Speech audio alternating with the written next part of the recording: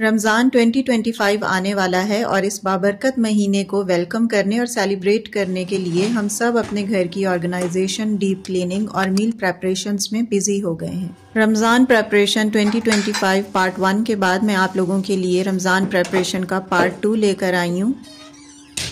As I have told you before कि मैं अपनी रमज़ान की सारी तैयारी regarding meal preparation, home and kitchen organisation, maintenance and deep cleaning आपके साथ सेक्शंस में पार्ट वाइज शेयर करूंगी।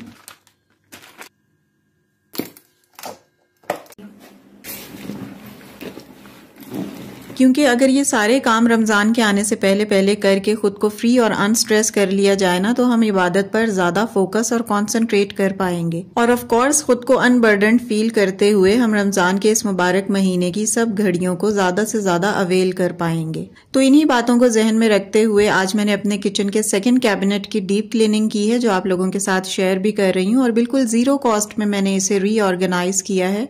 घर की चीजों को DIY करके ऑर्गेनाइजर बनाया है और किचन कैबिनेट को न्यू लुक दी है। सो देखते हैं कि मैंने कैबिनेट्स को किस तरह रीन्यू किया है। अस्सलामु अलैकुम everyone, this is Sana, welcome back again. Hopefully you are all doing great, I am fine too, अल्हम्दुलिल्लाह।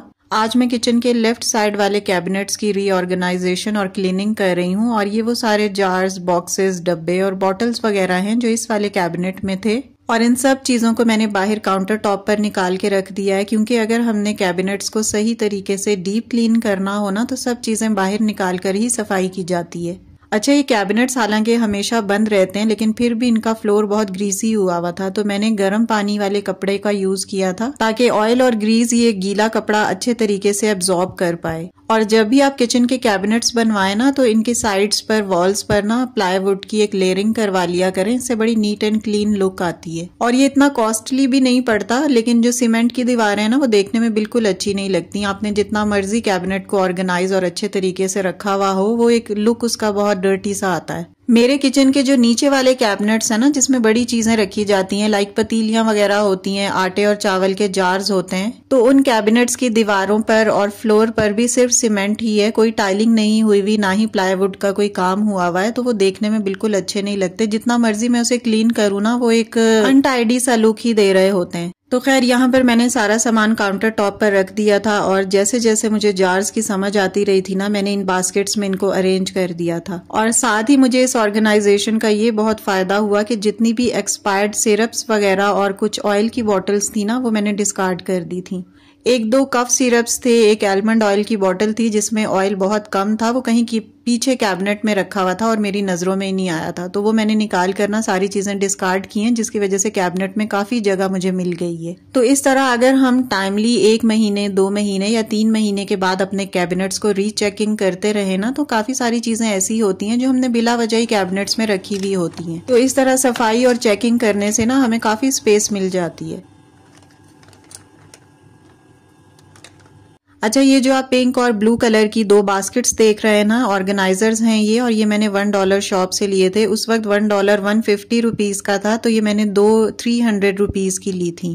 पिंक बास्केट में मैंने अभी आपने लास्ट क्लिप में देखा है कि मैंने उसमें कॉफी का जार, कोकोनट ऑयल, कुछ ऑयल की बॉटल्स थी और कुछ सिरप्स थे जो उसमें अरेंज करके कैबिनेट में रख दिए हैं। क्योंकि इन बास्केट्स को स्लाइड करना, अपनी तरफ खींचना आसान होता है, इसलिए मैंने वो चीजें इन बास्केट्स में रखी हैं जो मुझे बहुत ज्यादा चाहिए होती हैं और इनका यूज बहुत ज्यादा होता है, तो इसलिए मैंने इनको अपनी एक्सेस में अप्रोचेबल रखा है। मौसम क्योंकि अभी काफी ठंडा है, तो सिरप्स वगैरह को फ्रिज में रखने की कोई जरूरत नहीं है, बिला वजह फ्रिज को ही ऑक्यूपाई करते रहते हैं हम, तो मैं ये सारी चीजें कैबिनेट्स में ही रखती हूँ। हाँ, जब बहुत ज्यादा गर्मी होती है ना, 3-4 महीने, तब आप इन सिरप्स को जरूर फ्रिज में रख दिया करें। तो इस वाली बास्केट में मैंने अपनी और मियाँ जी की कुछ मेडिसिन रखी हुई हैं और दूसरा वाला जो पिंक बॉक्स था ना, उसमें मैंने बच्चों के सिरप्स और बाकी अपनी किचन से रिलेटेड कुछ चीजें, बॉटल्स वगैरह उसमें अरेंज कर दी हैं। अच्छा, इन बास्केट्स को ना पहले मैंने इस डायरेक्शन में अरेंज किया था, लेकिन जगह कम रह रही थी, तो इसलिए मैंने ना फिर इनकी डायरेक्शन चेंज कर दी थी और इस तरह एक और छोटी बास्केट यहाँ पर आसानी से आ गई थी। और ये जो ब्राउन बास्केट है, ये मैंने इम्तियाज से ली थी, इसको भी मैं एज एन ऑर्गेनाइजर यूज करती हूँ और इसमें मैंने केचप और मेयोनीज वगैरह रखा है। तो अब इस कैबिनेट के ऊपर वाले पोर्शन की बारी आती है। ये बहुत क्लटर हुआ था, बहुत सारी चीजें इसमें ऐसी रैंडमली मैंने रखी हुई थी और इसकी सफाई किए हुए भी मुझे काफी मंथ्स हो गए। मैंने सोचा था कि रमजान के आने से पहले ही इसकी सफाई करूंगी। ये एक्स्ट्रा प्लेट्स हैं जो डिनर सेट के अलावा हमने ऐसी रैंडम रखी हुई होती हैं ताकि ज़रूरत पड़ने पर इन्हें निकाला जा सके। और ये प्लेट्स भी कैबिनेट्स में रखी बहुत ग्रीजी और गंदी हुई थी और इनके ऊपर डर्ट बाकायदा नजर आ रही थी, इसलिए मैंने इनको गर्म पानी से वॉश करके ड्राई कर लिया था। और आप यकीन करें कि बस 2 कैबिनेट्स की सफाई करके ही ना मैं लो फील करने लग गई थी, थोड़ी थकन सी होने लगी थी, क्योंकि सिर्फ किचन के ही काम नहीं थे जो मैंने किए थे। मैं सुबह से और भी बहुत सारे घर के काम निपटा चुकी थी और शाम या रात के टाइम पे मैंने ये क्लीनिंग स्टार्ट की थी।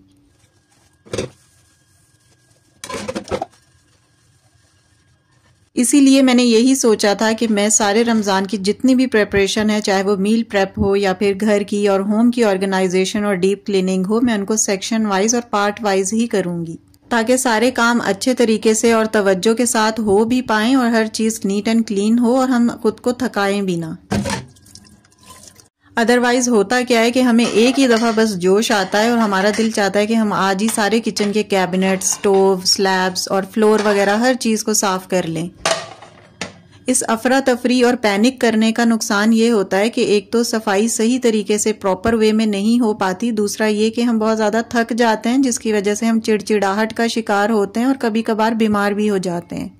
अच्छा, मेरे पास एक पुराना ये दराज का कार्टन पड़ा हुआ था। ये बॉक्स काफ़ी हैवी होता है, स्ट्रॉन्ग होता है, तो इसको मैंने इस पर्पस के लिए यूज़ किया है कि मैंने इसमें ना जितनी भी प्लेट्स थी वो सारी अरेंज करके रख दी हैं। और जब हम प्लेट्स को इस डायरेक्शन में रखते हैं तो ये काफ़ी कम स्पेस ऑक्यूपाई करती हैं। अभी आप देखिएगा कि कैबिनेट में जब मैंने इस बॉक्स को रखा ना तो इसके बराबर में मुझे काफ़ी जगह मिल गई थी। तो इस तरह के जो दराज के या दूसरे कार्टन होते हैं ना, इन्हें हम बड़ा पर्पसफुली यूज़ कर सकते हैं और अपने किचन को ना ज़ीरो कॉस्ट या लो कॉस्ट के अंदर ऑर्गेनाइज कर सकते हैं विदाउट परचेजिंग एनीथिंग। तो देखिए, इन प्लेट्स को जब मैंने लिटाकर वर्टिकली रखा हुआ था ना, तब ये काफी जगह घेर रही थी और इसके बराबर में मुझे बहुत कम स्पेस मिली थी। अब ये जो स्पेस एक्स्ट्रा मुझे मिली है ना, यहाँ पर मैंने बच्चियों की स्कूल की बॉटल, सिपर और टम्बलर वगैरह अरेंज करके रख दिए हैं। तो ऑर्गेनाइजेशन के बाद इसका बिफोर एंड आफ्टर इफेक्ट देख लें कि कितने अच्छे तरीके से, कितना नाइसली ये दोनों कैबिनेट्स अरेंज हो गए हैं और हर चीज प्रॉपर जगह पर नजर आ रही है। और सबसे बड़ी बात ये कि ये बिल्कुल जीरो कॉस्ट है या फिर बहुत लो कॉस्ट में हमने इन ऑर्गेनाइजर्स के साथ ना अपने कैबिनेट्स को अरेंज किया। तो इस तरह की जो बहुत छोटी छोटी स्मार्ट इन्वेस्टमेंट्स जिसे हम कह सकते हैं वो होती है ना, वो जरूर किया करें ताकि अपने किचन को ना कम कॉस्ट के अंदर ऑर्गेनाइज कर सकें। जैसे $1 शॉप पर हमें इस तरह की काफी बास्केट्स और ऑर्गेनाइजर्स मिल जाते हैं जो 270 या 300 में मिल जाते हैं। अब आते हैं टिप नंबर 2 पर। घर और किचन की ऑर्गेनाइजेशन और डीप क्लीनिंग के साथ साथ ना हमें प्री मील प्रिपरेशन भी कर लेनी चाहिए बिफोर रमजान। तो यहाँ पर मैं लहसुन और अदरक और ग्रीन चिली लेकर आई थी। मैंने सोचा कि इन तीनों चीज़ों को मैं ग्राइंड करके ना रमज़ान के लिए अभी से प्रिपरेशन करके रख लेती हूँ, क्योंकि ये चीज़ें बिल्कुल ख़राब नहीं होती हैं अगर आप इन्हें प्रॉपर वे में ग्राइंड करेंगे। अच्छा, यहाँ मैं आपको दिखा रही थी कि कोशिश करके ना देसी लहसुन लेकर आया करें। अब तो बहुत कॉमन हो गया है चाइना वाला लहसुन, उसका कोई इतना फ़ायदा नहीं है, कोई उसके हेल्थ बेनिफिट्स या न्यूट्रिएंट्स उसके अंदर नहीं होते जितने देसी लहसुन में होते हैं। वैसे तो देसी लहसुन बहुत मुश्किल से मिलता है, मैं भी कोशिश कर रही होती हूँ कि मुझे यही मिले। कभी मिल भी जाता है, कभी नहीं मिलता तो मैं चाइना वाला ही ले आती हूँ। तो कोशिश करके ना देसी लहसुन को ही प्रेफर किया करें, क्योंकि इसके जितने फायदे आपको मिलेंगे ना उतने चाइना वाले लहसुन से बिल्कुल भी नहीं मिलेंगे। उसको सिर्फ छीलना आसान होता है और उसका कोई ऐसा फायदा नहीं होता। अच्छा, मैं लहसुन, अदरक और ग्रीन चिली के पेस्ट बनाने के साथ साथ ना टोमेटो की प्यूरी भी बनाकर रख लेती हूँ। मैं कोई भी इसे बिल्कुल बॉईल वगैरह नहीं करती, सिंपल मैं इसे ग्राइंड कर लेती हूँ बगैर पानी ऐड किए। ये आराम से ग्राइंड हो जाते हैं टमाटर। और आप सबको ही पता है कि रमजान में तो सब्जियां, फ्रूट्स, वेजिटेबल्स, इन सब की प्राइसेस ना बहुत ज्यादा हाई हो जाती हैं। तो कोशिश करके इन चीजों को अभी ले आएं जिनको आप अभी ला सकते हैं और स्टोर कर सकते हैं। मैं टमाटर काफी ज्यादा लेकर आई थी अपनी फैमिली के हिसाब से, तो सबको मैंने ग्राइंड करके ना क्यूब्स की फॉर्म में फ्रिज में रख दिया है, फ्रीजर में सॉरी। अभी आगे क्लिप्स में आपको दिखाऊंगी। ये टमाटर मैं 100 रुपए किलो लेकर आई हूँ और रमजान में आप इसकी प्राइसेस चेक कीजिएगा, आसमानों को छू रही होंगी। अच्छा, अगर आप लहसुन, अदरक और हरी मिर्चों को एक साथ तीनों चीजों को ग्राइंड करके स्टोर करना चाहते हैं तो आप कर सकते हैं। मैं यूजुअली ऐसे ही करती हूँ, लेकिन आज मैंने तीनों चीजों को अलग अलग ग्राइंड करके ना इनके क्यूब्स बनाकर रखे हैं, क्योंकि ऑलमोस्ट सभी खानों में लहसुन, अदरक और हरी मिर्चों का पेस्ट एक साथ ही हम ऐड करते हैं। तो अगर हम इन्हें ग्राइंड करके एक साथ ही रख लेंगे तो इसमें कोई इशू नहीं है।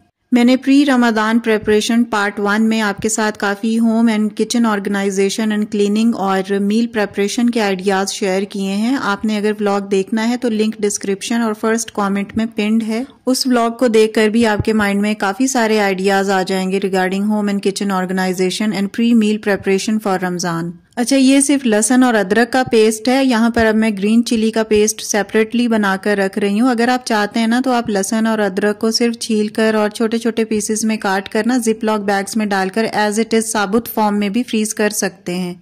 और जब आप फ्रेश पेस्ट बनाना चाहें, आप वो फ्रीजर से लहसुन और अदरक निकालें और उसका पेस्ट बना लें। यहाँ पर ग्रीन चिली का पेस्ट रेडी हो गया। इसे मैंने क्यूब्स में डाल लिया था और फिर ओवरनाइट फ्रीज करने के बाद ना मैंने इसे जिप लॉक बैग्स में डाल दिया है। अच्छा, ये सब प्रिपरेशन इतनी जल्दी करने का मकसद ये है कि आप लोगों की भी समझ में आ जाए, और ये चीजें ऐसी हैं जो काफी टाइम तक ना लॉन्ग रन में फ्रीजर में रह जाती हैं, जबकि कुछ चीजें ऐसी होती हैं जिन्हें हमें ज्यादा टाइम के लिए फ्रीज नहीं करना चाहिए। तो वो मैं बिल्कुल एंड पर आकर ही आपके साथ शेयर करूंगी। अच्छा, ग्राइंडर के जग को मैंने बार बार वॉश नहीं किया। इसमें मैंने अदरक और मिर्चें ग्राइंड की थी, तो इसी में मैं टमाटर भी डालकर ना इसे ग्राइंड कर लूंगी। और इसमें बिल्कुल भी पानी ऐड करने की जरूरत नहीं है। इनका खुद ही इतना पानी होता है कि वो आराम से ग्राइंड हो जाते हैं और बहुत अच्छा स्मूथ सा पेस्ट बन जाता है। अच्छा, ये एक जार मैंने नॉर्मल यूज के लिए फ्रिज में रखा है, और बाकी जो टमाटर थे ना वो मैंने थाल में डालकर फ्रीजर में रख दिए थे। अभी नेक्स्ट क्लिप में मैं आपके साथ शेयर करूंगी कि थाल में किस तरह से उसकी कटिंग करके मैंने उसे फ्रीज किया है। तो चलें, इस काम से मैं फ्री हो गई हूँ, जो बेसिक काम है और ये हर हाल में करना ही करना होता है। इसके अलावा मैंने पिछले रमजान प्रेपरेशन व्लॉग में ना प्याज ब्राउन करके काफी सारा मसाला बनाकर ना बॉक्सेस में रख दिया था ग्राइंड करके, ताकि मैं अकॉर्डिंगली उसे यूज करती रहूं। Moving to my tip number 3, घर और किचन की सफाई और ऑर्गेनाइजेशन, अरेंजमेंट और मील प्रेपरेशन के अलावा भी बहुत सारे काम ऐसे होते हैं जो अगर हम रमजान से पहले कर लेना तो हम रमजान के महीने में अपना बहुत सारा टाइम सेव कर सकते हैं। मेरी बच्चियों के ये स्कूल बैग्स वॉश किए हुए मुझे काफी मंथ्स हो गए थे, तो मुझे गंदे लग रहे थे। मैंने सोचा कि इससे पहले ये और ज्यादा गंदे हो जाएं और मुझे एफर्ट ज्यादा लगानी पड़े, तो इन्हें अभी वॉश कर लिया जाए। क्योंकि कुछ काम ऐसे होते हैं जो हमारे माइंड में बच्चों के बताने के बाद ही आते हैं, और जब बच्चे बताते हैं उस वक्त हम बहुत बिजी होते हैं, बर्डनाइज्ड होते हैं। तो जब आपको याद आए ना, आप अपने बच्चों के भी काम कर लें। जिस तरह मैंने इनके बैग्स और इनके पाउचेस वगैरह वॉश कर लिए हैं, ये मैंने इसी लास्ट वीकेंड में वॉश किए थे ताकि 2 दिन मिल जाएं और बैग्स आराम से ड्राई हो जाएं। अगेन वही कि मैं स्पिनर या फिर ड्रायर यूज नहीं करती, डायरेक्ट इनको मैं हाथ से ही धोती हूँ, क्योंकि एक तो इनका स्टफ और मटेरियल थोड़ा हार्ड होता है। इसके अलावा इसमें जो मेटल की जिप्स होती है ना, ये हमारी मशीन के लिए सही नहीं होती। मशीन डेलिकेट होती है, उसकी मशीन पर और एफिशिएंसी पर इफेक्ट आता है। और कई दफा ऐसा होता है कि ड्यूरिंग रिवॉल्विंग इसकी जिप्स टूट जाती हैं और वो मशीन के ही किसी पार्ट के अंदर रह जाती हैं, जिसकी वजह से मशीन खराब भी हो सकती है। तो इसलिए बेहतर यही है कि इस तरह के हार्ड स्टफ को ना हाथ से ही वॉश कर लिया जाए। ओवरनाइट जब आप प्री सोकिंग करेंगे ना तो चीजें आसानी से वॉश हो जाती हैं, स्पेशली गर्म पानी यूज करके। तो ये देखें, ब्रशिंग करने के बाद बैग्स बड़े अच्छे तरीके से साफ सुथरे हो गए थे, बिल्कुल न्यू लग रहे थे। इसी तरह इनके पाउचेस भी मैंने साफ कर दिए थे। और आज तो इस्लामाबाद में धूप भी बहुत अच्छी निकली हुई थी और ये एक ही दिन में सारे बैग्स ना ड्राई हो गए थे। Moving to next pre Ramadan meal preparation idea. ये भी बहुत यूजफुल आइडिया है।